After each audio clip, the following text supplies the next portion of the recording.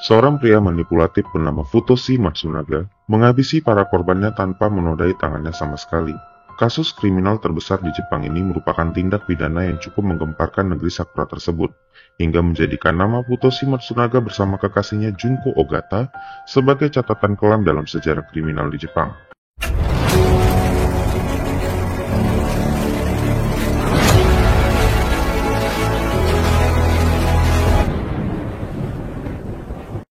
Dikenal sangat keji, kasus ini bahkan sampai dianggap sebagai aib besar negara tersebut sehingga tidak banyak media di Jepang yang mau memberitakan kasus kriminal ini. Dia adalah Futoshi Matsunaga, seorang pembunuh berantai yang melakukan segala kejahatan tanpa mengotori sedikit pun tangannya. Bagaimana bisa? Jawabannya sangat sederhana. Dia menggunakan istrinya sendiri sebagai eksekutor untuk setiap target para korbannya. Sebelum masuk ke kasusnya, sebaiknya kita lihat terlebih dahulu siapa sebenarnya Futoshi Matsunaga ini. Futoshi Matsunaga lahir pada tanggal 28 April tahun 1961 di kota Kitaryutsu, Jepang. Futoshi kemudian dibesarkan di Yanagawa, sebuah kota kecil yang masih terletak dekat dengan Kitaryutsu. Semasa kanak-kanak, Futoshi dikenal sangat cerdas dan memiliki kepribadian yang sopan di sekolahnya. Bahkan dia juga selalu mendapatkan nilai bagus di kelasnya. Namun seiring waktu, kepribadian yang sopan mulai berantakan setelah dia terlibat perkelahian dengan seorang gadis yang tidak lain merupakan pacarnya sendiri. Hal ini disebabkan karena Futoshi dituding telah mengamili kekasihnya sendiri di usia yang terbilang muda, yaitu 18 tahun. Singkat cerita, Futoshi pun menikah dengan gadis tersebut di usia 19 tahun. Setelah menikah, Futoshi Matsunaga akhirnya mendapatkan satu orang putra dari pernikahannya tersebut.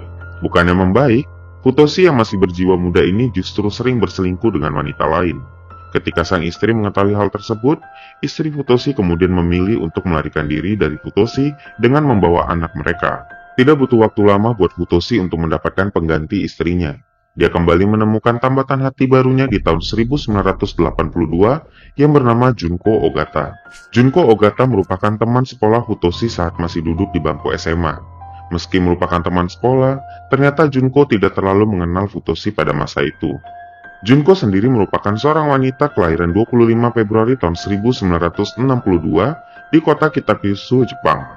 Junko dibesarkan di keluarga besar yang berkecukupan dengan pekerjaan sehari-harinya sebagai seorang guru di sebuah taman kanak-kanak.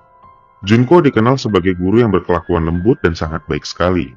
Namun semua berubah ketika dia mengenal sosok Futoshi yang memanipulasinya dalam segala hal sehingga dia juga ikut terlibat dalam tindak kriminal Futoshi.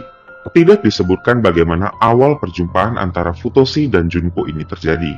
Namun yang jelas, hubungan mereka mulai terjalin sejak tahun 1982. Saat itu, Junko yang terlanjur mencintai sosok Futoshi ini pun selalu berharap agar Futoshi bisa segera menikahinya. Dengan berbekal keyakinan itu, Junko mengutarakan isi hatinya kepada sang ibu yang bernama Shizumi Ogata. Namun sang ibu dengan jelas menentang hubungan Junko dengan Futoshi, karena Shizumi tahu kalau pria tersebut terkenal dengan kelakuan bejatnya dan hobi berselingkuh. Mendengar pertentangan ini dari ibunya, Junko sempat ingin melakukan tindakan bunuh diri, namun berhasil digagalkan oleh para keluarganya. Kabar penolakan ini pun akhirnya disampaikan Junko kepada Futoshi. Futoshi yang geram dengan kabar ini, justru melakukan hal gila di luar nalar kita semua. Di suatu malam, Futoshi datang ke kediaman Junko. Setelah itu, Futoshi justru mencari kamar Shizumi dan melecehkan wanita parubaya itu dengan sangat antusias. Futoshi berdalih ingin memberikan pelajaran kepada Shizumi karena menentang hubungannya dengan Junko. Singkat cerita, Futoshi menemui Junko dan mengajak wanita itu untuk tinggal bersamanya di apartemen milik Futoshi. Dengan segala cara dan omongan manisnya, Futoshi berhasil memanipulasi Junko untuk meninggalkan keluarganya lalu ikut tinggal bersama di apartemen milik Futoshi. Setelah tinggal bersama Junko, Futoshi lalu membuka sebuah usaha kasur tradisional Jepang atau yang lebih dikenal dengan sebutan futon. Namun, Futoshi mulai berulah dengan tabiat buruk dari sifat aslinya. Dia tidak segan menyiksa para karyawannya dengan cara menyetur mereka jika para pekerja ini melakukan sedikit saja kesalahan. Selain itu, dengan kedok bisnis ini, Futoshi dan Junko juga terlibat beberapa kasus penipuan kepada customer dan berhasil mencuri uang dengan nominal fantastis, yaitu 180 juta yen atau kisaran lebih dari 20 miliar rupiah. Karena kasus ini, mereka menjadi buronan dan masuk dalam daftar orang paling dicari. Mereka berdua kemudian melarikan diri ke sebuah kondominium di daerah Kokorakitaku dan berhasil menghindar dari pencarian para polisi di Jepang. Selama tinggal di sini, Futoshi lagi-lagi mendekati seorang wanita lain yang sudah memiliki suami dan 3 orang anak. Wanita inilah yang akan menjadi awal catatan kriminal dari Futoshi dan Junko. Pada awal April tahun 1993, Futoshi pun berkenalan dengan seorang wanita yang identitasnya tidak diungkap ke publik. Dengan segala bujuk rayu dan teknik manipulasinya, Futoshi berhasil membuat si wanita ini mau ikut bersama dengannya dan tinggal di rumah yang sama dengan Junko. Wanita ini pun rela meninggalkan suaminya dan membawa serta 3 orang anaknya untuk tinggal bersama Futoshi dan Junko. Liciknya, Futoshi memperkenalkan Junko kepada wanita itu sebagai adik perempuannya. Junko yang selalu menuruti keinginan Futoshi pun hanya bisa berdiam saja ketika wanita dan anak-anaknya masuk untuk tinggal bersama dengan mereka. Pada September tahun 1993, salah satu anak dari wanita itu meninggal dunia secara misterius tanpa diketahui apa penyebabnya. Setelah kejadian itu, diketahui 2 anak wanita itu kembali tinggal bersama ayah mereka, yang mana merupakan suami si wanita tersebut. Futoshi ternyata memang sengaja membawa wanita ini untuk tinggal bersama dengan dirinya demi menguras harta yang dimiliki wanita itu sebesar 11,8 juta yen. Setelah berhasil menguras harta wanita itu, sialnya dia ditemukan tewas secara misterius di bulan Maret tahun 1994. Wanita ini ditemukan tewas tanpa ada bukti yang jelas di sebuah taman bermain oleh warga setempat. Kasus tewasnya wanita ini tidak bisa diungkapkan karena minimnya bukti yang ditemukan di TKP. Tidak diketahui secara pasti apakah Futoshi dan Junko terlibat dalam kasus tewasnya wanita tersebut. Singkat cerita, di akhir tahun 1994, Futoshi berkenalan dengan seorang pria bernama Kumio Toraya. Dengan segala teknik manipulatifnya, Futoshi akhirnya berhasil meyakinkan Kumio kalau dia merupakan sahabat dan tempat curhat terbaik yang sangat dibutuhkan oleh Kumio saat itu. Kedekatan ini membuat Kumio akhirnya sangat percaya dan membeberkan rahasia terbesar dalam hidupnya, di mana ternyata Kumio sendiri pernah memiliki catatan kriminal dan hutang besar yang belum pernah dibayarnya sampai saat ini. Mengetahui rahasia besar ini, Futoshi akhirnya memanfaatkan Kumio dengan mengancam akan membeberkan rahasia tersebut kepada polisi jika dia tidak bersedia menuruti semua perintah Futoshi. Bahkan hal lebih gilanya lagi, Futoshi membawa Junko untuk pindah ke apartemen Kumio dan menjadikan Kumio beserta putri kecilnya sebagai tawanan di apartemen mereka sendiri. Di dalam apartemen itu, Futoshi dan Junko menyiksa Kumio beserta putrinya dengan berbagai macam cara. Bahkan mereka dipaksa memakan kotoran mereka sendiri dan menyuruh putri Kumio untuk menyetrum ayahnya sendiri. Penyiksaan ini berjalan tidak 1 atau 2 hari, melainkan selama 2 tahun. Tidak kuat dengan penyiksaan itu, akhirnya Kumio pun tewas di tangan putrinya sendiri setelah disetrum berkali-kali atas perintah Futoshi dan Junko. Tidak hanya itu, Futoshi menyuruh putri Kumio untuk memutilasi jasad ayahnya sendiri yang kemudian beberapa bagian tubuhnya tersebut disup dan dimakan oleh putri Kumio itu sendiri. Kemudian Futoshi menyuruh Junko dan putri Kumio pergi membuang sisa jasad Kumio ke sebuah semenanjung yang bernama Semenanjung Kumisaki.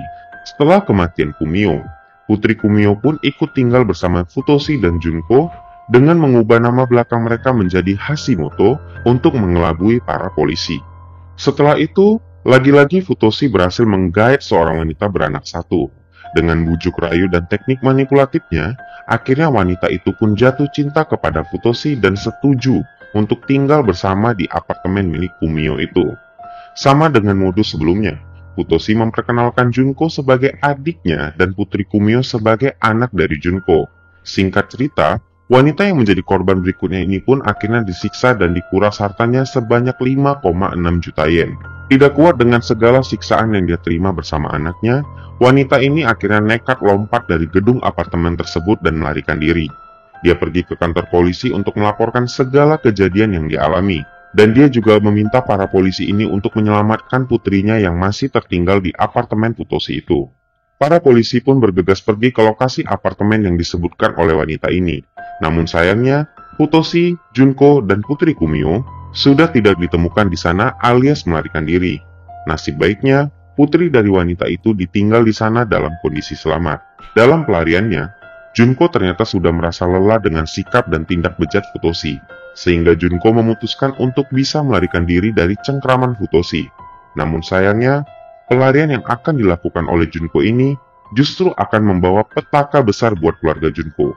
Pada suatu hari, karena sudah tidak tahan lagi dengan sikap dan aksi Futoshi, akhirnya Junko memutuskan untuk melarikan diri dari pria gila ini. Mengetahui Junko yang sudah melarikan diri, tanpa rasa takut Futoshi justru menghubungi keluarga Junko yang tidak lain adalah Shizumi. Saat menghubungi Shizumi, Futoshi dengan terang-terangan menuduh kalau Shizumi pasti sudah mengintimidasi Junko agar meninggalkannya dan kembali pulang ke rumah orang tuanya Junko. Namun sayangnya, Shizumi justru mengatakan hal yang membuat Futoshi harus memutar otak lagi. Ternyata Junko tidak pulang ke rumah orang tuanya. Bahkan Shizumi dengan tegas mengatakan kalau dia tidak mengetahui di mana keberadaan Junko saat ini. Tidak kehabisan akal, Futoshi memikirkan suatu ide gila agar dapat memancing keluar si Junko dari persembunyiannya. Futoshi pun memalsukan berita tentang kematiannya di sebuah surat kabar, dengan tujuan setelah Junko membaca berita itu, maka Junko akan keluar dari persembunyiannya. Naasnya, Junko berhasil masuk ke perangkap Futoshi tersebut. Mengetahui bahwa Futoshi telah tewas, Junko dengan harapan indahnya pun pulang kembali ke rumah orang tuanya untuk memulai hidup baru dan meminta maaf kepada keluarganya yang sudah dia tinggalkan demi laki-laki bejat itu. Namun sayangnya, tidak lama setelah Junko kembali ke rumah orang tuanya, mereka sekeluarga dibuat terkejut dengan kedatangan Futoshi bersama Putri Kumio ke rumah Shizumi. Hal ini jelas membuat mereka terkejut karena melihat Futoshi masih hidup. Dan di sini pula lah, Junko sadar kalau mereka sekeluarga telah masuk ke dalam perangkap Futoshi. Dengan memanipulasi dan mengancam keluarga Junko, Futoshi akhirnya berhasil mendapatkan uang sebesar 63 juta yen dari keluarga malang tersebut. Walaupun telah menerima uang sebanyak itu, Futoshi justru tidak puas dan menargetkan seluruh keluarga Ogata sebagai target korban dia berikutnya. Dia mengancam akan melaporkan seluruh tindak kriminal yang dia dan Junko lakukan selama ini kepada polisi jika Futoshi tidak diizinkan tinggal bersama di rumah keluarga Ogata itu. Sekedar info saja, selain Shizumi dan Junko di dalam rumah keluarga Ogata itu, ada juga ayah Junko yang bernama Takashige Ogata, kakak Junko yang bernama Reiko Ogata, suami Reiko yang bernama Kazuya Ogata, dan kedua anak mereka yang bernama Yuki Ogata dan Aya Ogata. Akhirnya dengan berat hati karena takut jika Junko ditangkap oleh pihak kepolisian, Shizumi dan Takashige mengizinkan Futoshi serta Putri Kumio untuk tinggal bersama di rumah keluarga Ogata ini. Setelah tinggal bersama, dengan segala bentuk rayuan dan aksi manipulatifnya, Futoshi berhasil membuat Reiko dan Kazuya menjadi kagum melihat pria satu ini. Yang tadi awalnya Reiko dan Kazuya sangat membenci Futoshi, kini malah kagum dan sangat menyukai Futoshi. Bahkan yang paling ironisnya lagi, dengan leluasa Futoshi dapat melakukan hubungan suami istri bersama Reiko di depan mata suaminya sendiri yaitu Kazuya. Bahkan Kazuya selaku suami Reiko dengan santai mengizinkan istrinya digauli oleh pria bejat ini di depan matanya sendiri. Dari beberapa sumber informasi menyebutkan, Kazuya sendiri juga sering menjadi korban pelecehan yang dilakukan oleh Futoshi kepada dirinya. Aksi gila ini bahkan berjalan selama 5 bulan lebih lamanya. Di tanggal 21 Desember tahun 1997, Futoshi memulai kembali aksi gilanya setelah puas memanfaatkan satu keluarga Ogata ini. Di hari itu, Futoshi dengan tega menyuruh Junko untuk menyetrum ayahnya sendiri, yaitu Takashige, dengan kejutan listrik dari kabel TV. Junko yang mendapatkan perintah dari Futoshi ini, dengan mudahnya melakukan hal gila tersebut kepada ayah kandungnya sendiri. Akhirnya, Takashige pun meninggal dunia akibat tindakan gila tersebut. Mengetahui suaminya telah meninggal dunia di tangan anaknya sendiri, mental Shizumi pun mulai terganggu. Dia mengalami depresi dan gangguan sulit tidur karena cemas akan bahaya yang sedang mengitari dirinya. Futoshi yang melihat ini menjadikan Shizumi sebagai target selanjutnya. Futoshi kemudian mencuci otak Reiko dan Kazuya dengan cara mengasut mereka berdua untuk mengakhiri penderitaan si Shizumi dengan cara dicekik. Dengan bodohnya, pada tanggal 20 Januari tahun 1998, kedua orang ini melakukan perintah Futoshi yang akhirnya menewaskan Shizumi. Beberapa minggu kemudian, entah dengan bujuk rayu apalagi yang dilancarkan oleh Futoshi, dia berhasil menghasut Kazuya untuk membunuh istrinya sendiri yaitu Reiko. Tanpa ada pikir panjang, Kazuya menuruti perintah dari Futoshi untuk menghilangkan nyawa Reiko yang tidak lain adalah istrinya sendiri. Bahkan Kazuya mengajak anak mereka yang bernama Aya Ogata untuk terlibat dalam aksi pembunuhan ibunya sendiri yaitu Reiko. Tidak habis di sini, Kazuya yang sudah menuruti segala perintah Futoshi ini justru menjadi target selanjutnya. Futoshi dan Junko dengan tega mengurung Kazuya di dalam kamar mandi dalam kondisi tanpa selai benang pun dan tidak diberikan makan sama sekali. Akhirnya, Kazuya pun tewas pada tanggal 13 April tahun 1998 akibat kelaparan tanpa mendapatkan makanan sama sekali. Belum puas dengan hal ini, beberapa minggu kemudian dengan hasutan maut yang menjadi jurus andalan Futoshi, dia berhasil menghasut Junko dan Aya untuk menghabisi nyawa adik Aya, yaitu Yuki Ogata yang pada saat itu masih berusia 9 tahun. Setelah Yuki Ogata tewas, beberapa hari kemudian giliran Aya yang menjadi korban selanjutnya. Futoshi dengan segala modus manipulatifnya berhasil menghasut Putri Kumio untuk membunuh Aya Ogata. Pada tanggal 7 Juni tahun 1998, Putri Kumio pun menjalankan perintah Futoshi untuk mencekik Aya hingga tewas. Setelah membunuh seluruh korbannya tadi, tragisnya Futoshi menyuruh Putri Kumio dan Junko untuk mengumpulkan semua jasad para korban dan merebus mayat-mayat itu untuk dibuang ke toilet dan ke laut. Usai melakukan hal bejat itu, Futoshi dengan kekuatan bahasa manipulatifnya secara mudah meyakinkan kalau semua kejadian yang mengakibatkan keluarga Ogata ini tewas adalah ulah dari Junko itu sendiri. Hal ini disebabkan karena proses eksekusi para korban tidak dilakukan secara langsung oleh Futoshi, melainkan hanya melalui perintah saja. Hal ini juga yang membuat mental Junko semakin terpuruk. Kasus mengerikan ini pun akhirnya terungkap pada tahun 2002. Semua berawal dari pelarian Putri Kumio pada tanggal 30 Januari 2002. Dia berhasil melarikan diri dari Futoshi dan Junko, namun sayangnya, belum sempat mengadukan segala tindak keji Futoshi, pria itu berhasil menemukan keberadaan Putri Kumio pada tanggal 15 Februari tahun 2002. Futoshi pun langsung menyeret kembali Putri Kumio lalu disiksa habis-habisan oleh Junko dan Futoshi sendiri di rumah keluarga Ogata itu. Tidak menyurutkan semangatnya untuk kabur dari para psikopat ini, Putri Kumio akhirnya kembali berhasil melarikan diri pada tanggal 6 Maret tahun 2002. Takut kalau keberadaannya kembali diketahui oleh Futoshi, kali ini Putri Kumio langsung pergi ke kantor polisi dan menjelaskan seluruh kejadian yang menimpa dirinya serta segala kejahatan yang dilakukan oleh Futoshi dan Junko. Tidak menunggu lama, Futoshi dan Junko pun akhirnya diringkus keesokan harinya. Setelah ditangkap, Junko dengan tenang mengakui segala bentuk kejahatan yang dilakukan atas dasar perintah dari Futoshi. Beda dengan Futoshi, dia berdalih kalau dia tidak bisa disalahkan karena dia tidak menyentuh para korban tersebut secara langsung. Setelah melalui proses pengadilan yang cukup alot, dengan menjadikan Putri Kumio sebagai saksi kunci utama, pengadilan memutuskan bahwa Futoshi dan Junko terlibat dalam 7 dakwaan kasus penghilangan nyawa dan terancam hukuman pidana mati. Mendengar keputusan ini tentu Futoshi tidak terima. Dia tetap berusaha mengajukan banding, namun syukurnya ditolak. Sementara Junko mendapatkan keringanan hukuman dari ancaman hukuman mati menjadi hukuman penjara seumur hidup. Hal ini bisa didapatkan oleh Junko karena dia kooperatif dalam penyelidikan kasus ini serta terbukti melakukan segala tindakan kriminal ini atas dasar tindakan manipulatif Futoshi Matsunaga. Sementara itu, nasib Putri Kumio menjadi saksi kunci di persidangan itu pun dikabarkan harus menjalani beberapa tes dan serangkaian rehabilitas untuk memulihkan kondisi mentalnya. Selanjutnya, Putri Kumio diberikan identitas baru dan hak penuh agar dirinya tidak diekspos oleh media demi masa depannya kelak. Itu dia tadi kisah lengkap dari kasus kriminal yang dilakukan oleh Futoshi Matsunaga bersama Junko Ogata. Sebuah kasus tindakan manipulatif yang sangat kejam sehingga disebut sebagai salah satu kasus kriminal terkelam di Jepang. Dari kasus ini, kita dapat menyimpulkan kalau tidak selamanya kita dapat mempercayai setiap kata-kata seseorang. Stay safe, stay cool guys.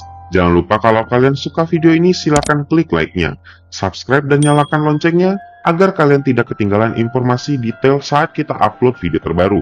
Dan jangan lupa juga diskusikan pendapat kalian di kolom komentar di bawah. Sampai jumpa di next video, see you all guys!